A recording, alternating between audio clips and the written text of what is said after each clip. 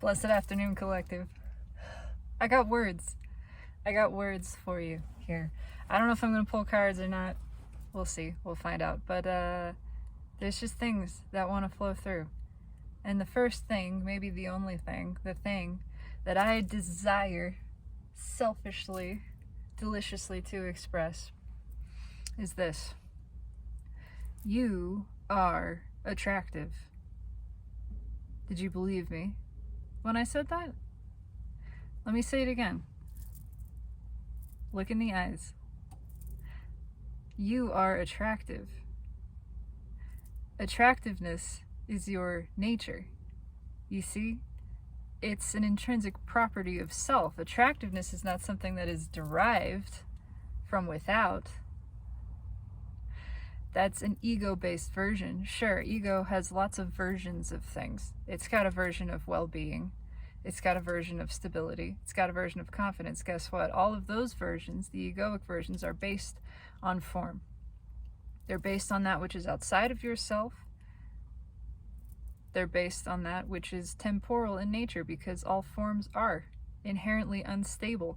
And so, of course, ego's version of these things is constantly in question.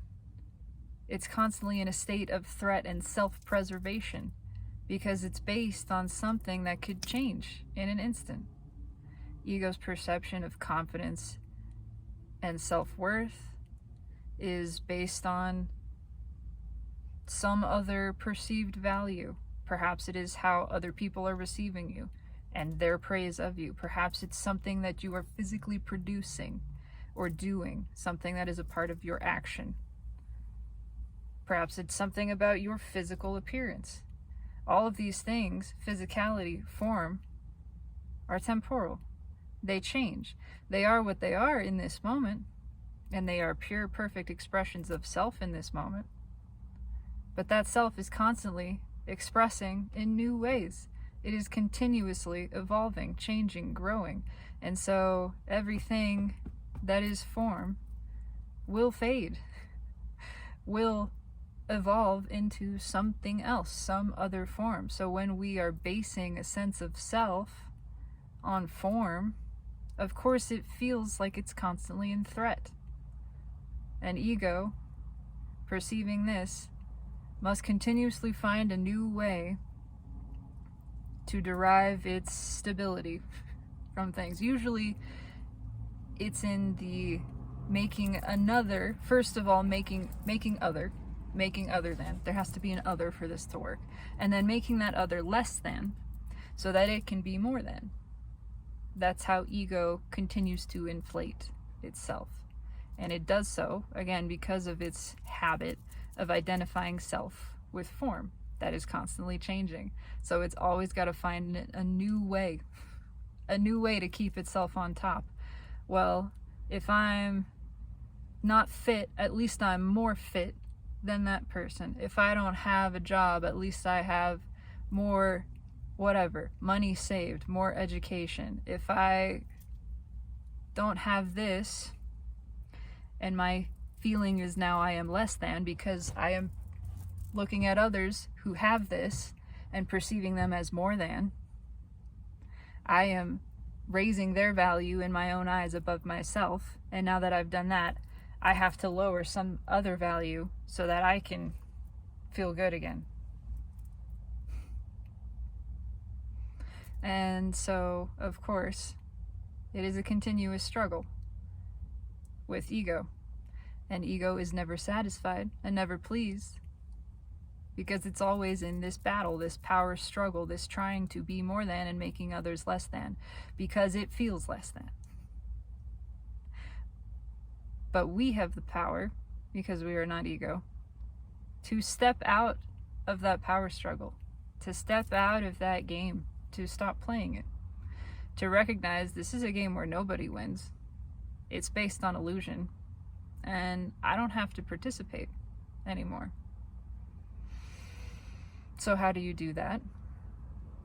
Connecting with the self, deriving your sense of self from the true self, from the source, and all of the things that come along with it. Your well-being, your stability, your security, your abundance, your belovedness, your goodness, your appropriateness, existing as you are. All of these things are intrinsic properties of being. They are inherent to yourself. The nature of self is well. The nature of being is well. So what's more, I want to add to this, because it is true and because it has come into my conscious awareness and experience in this moment, on this day, is attractiveness. The nature of self is attractive. It is, and of course it is. It's energy. Scientifically, it's a component of energy. Energy is in flow, and it's in flow because it's attracting. There's attraction and repulsion, which is really an attraction somewhere else. So it is. You can derive, again, your attractiveness from the source of it, which is your very being. When you are identified as being, and you are not deriving any sense of self from that which is not really you, that which is a form, that which is contained within you, absolutely, but it's just an expression of the form in this moment, an expression of the self into a form in this moment.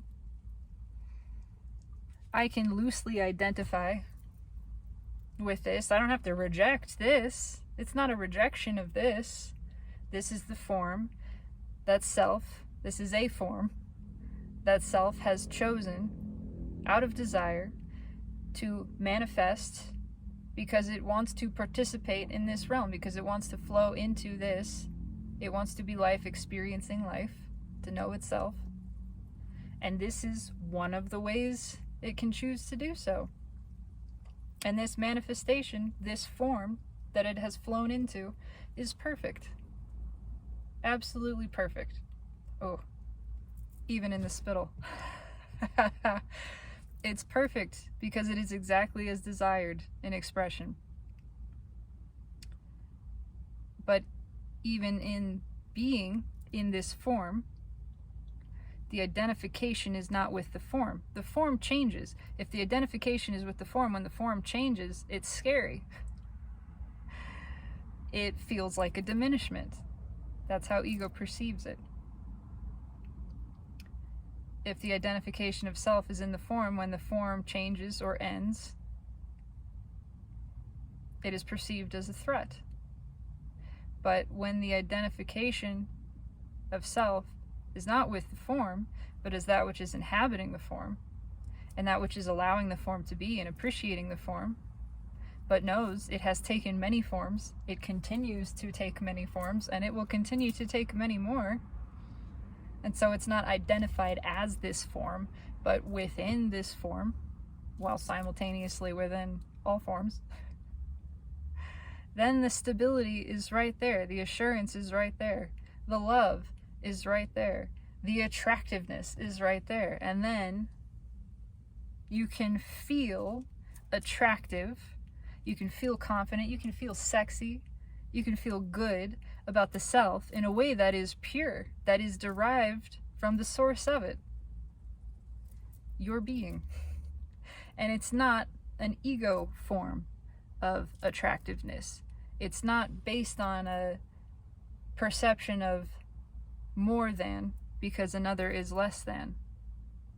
It's not an attractiveness that diminishes any others or puts another on some pedestal, so diminishing the self. It's pure. It is self-sustained. When your sense of attractiveness, of sexiness, is not derived from ego, you cannot be more than, you can't be more attractive than another, and you can't be less attractive than another. You just are. You just are attractive. It has no effect. It's not a threat to anyone else's attractiveness, and anyone else's attractiveness is not a threat to yours. Same with all of it. Abundance, well-being. When you are recognizing your abundance is not dependent on anything outside of you, it just is. Your abundance is not a threat to anyone else. Others' abundance is not a threat to you. In fact, it's all empowering. It all supports itself. It creates a positive feedback loop. So, continue to do that. Choose that. And it's not about denying ego. See, ego isn't wrong to exist. And ego will try to co-opt everything, if it can, including things like the dissolution of ego. It will say, I am more dissolved. I have less ego than another. Again, trying to make a stand, trying to puff itself up, actually, by diminishing another, by saying somehow I am more than, I am more worthy than, I am better than another, because I have less ego. Oh, look at me. It's tricky. It's tricky. Just pay attention to it. I see that. I see that all of the time in myself, in my experience. It's just the watching and shaking your head and laughing at, wow, ego, you are amazing. You are so tricky and mischievous and clever, and I love you exactly as you are. But I can see, I can feel the difference. And thank you for showing me the difference. I can feel the difference between when I am puffing up ego by making another less than, and when I am removing myself from that process altogether and realizing I am good, and they are good, and we are good. Not because of any comparison, not because of a juxtaposition, just because that's how it is. Because we are one. How could any be greater than or less than another when we are one? We are the same. Literally. We're the same self. We're the same consciousness. Can one be greater than one? Mathematically speaking, I've talked about this, but it helps. It helps to remember it.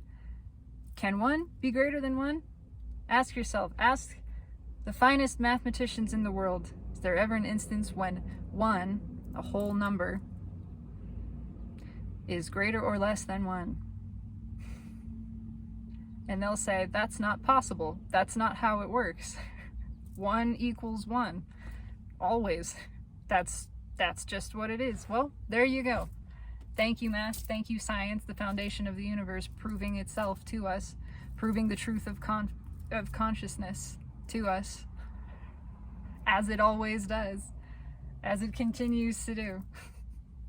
1 equals 1. We are one. So, there's my fun little rant. You are attractive. Your attractiveness is not reliant upon anything outside of yourself. And you are yourself. Therefore, you are attractive.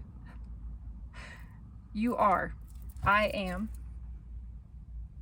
And what I am is an attribute of being, an intrinsic property, is attractive, is well, is good, is stable, is eternal, is loving, all of these things. They are assured. They are self-sustained and self-evident. They are not affected by anything outside.